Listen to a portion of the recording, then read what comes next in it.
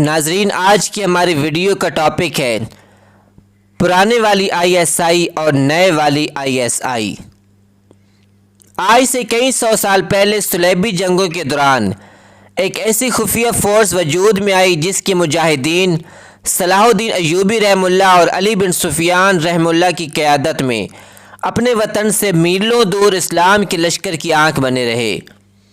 صلاح الدین ایوبی رحمہ اللہ نے کامیابی سے اس فورس کو اندرونی اور بیرونی سازشوں کا سدباب کرنے کے لیے استعمال کیا۔ اسلام کے یہ خفیہ شیر کبھی کسی موچی، کبھی پادری اور کبھی شاہ فرینڈز کے محافظین کے روپ میں اپنا کام کرتے رہے۔ بے شمار رکاوٹیں اور مشکلات سے اپنے خطرناک مشن کامیابی سے پورے کرتے ہوئے یہ مجاہدین شہید بھی ہوئے اور بعض دفعہ کسی اپنے کی غداری کے سبب گرفتار بھی ہوئے، مگر مجال ہے کہ صلیبی کسی ایک کی زبان سے بھی ایوبی کے منصوبے اور ان کے دلوں میں موجود راز اگلوا سکیں۔ بے پناہ سخت جانی اور رازوں کی حفاظت کی خوبی تمام لشکر میں یہ صرف علی بن سفیان کے گروپ کا ہی خاصہ تھا۔ اپنے وقت کی یہ آئی ایس آئی یہود و نصارہ کے لیے وبال جان بن چکی تھی۔ خوارج اور حشیشین نے بھی اس فورس کا مشن خراب کرنے کے لیے کوششیں شروع کر دیں، پر اللہ کے یہ شیر کسی کے قابو میں نہ آئے اور قبلہ اول کی آزادی تک کامیابی سے اپنا کام کرتے رہے۔ صلاح الدین ایوبی اور علی بن سفیان کے انتقال کے بعد یہ خفیہ فورس بھی ختم ہو گئی۔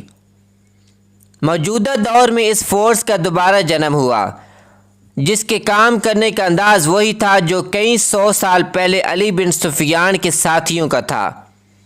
بھیس بدلو اور دشمن کے اتنے اندر گھس جاؤ کہ وہ خود میں اور تم میں کبھی فرق تلاش نہ کر سکے۔ دشمن تمہیں دیکھے تو تمہارے چہرے کی ایک ایک شکن پڑھ لینے کے باوجود اسے یہ شک تک نہ ہو کہ اس کے ساتھ اس کا دوست نہیں بلکہ بدترین دشمن کھڑا ہے۔ دشمن کو بے وقوف بناؤ، اسے استعمال میں لاؤ اور جہاں موقع ملے اس کے جوتے سے اس کی پٹائی کر دو۔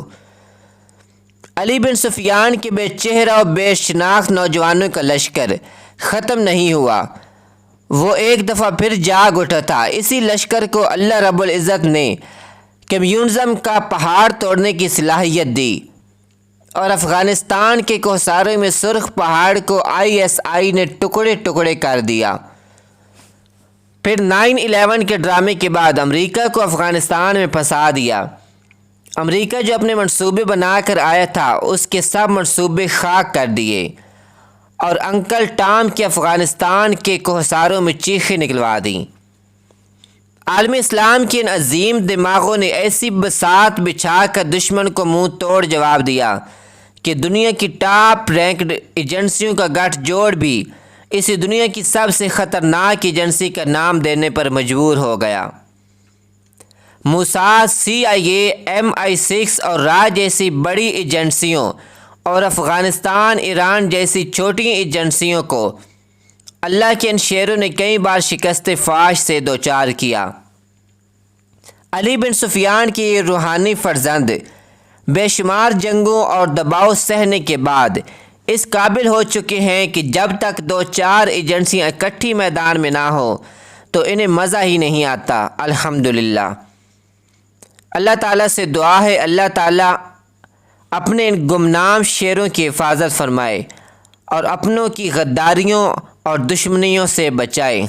آمین ثم آمین، آمین یا رب العالمین۔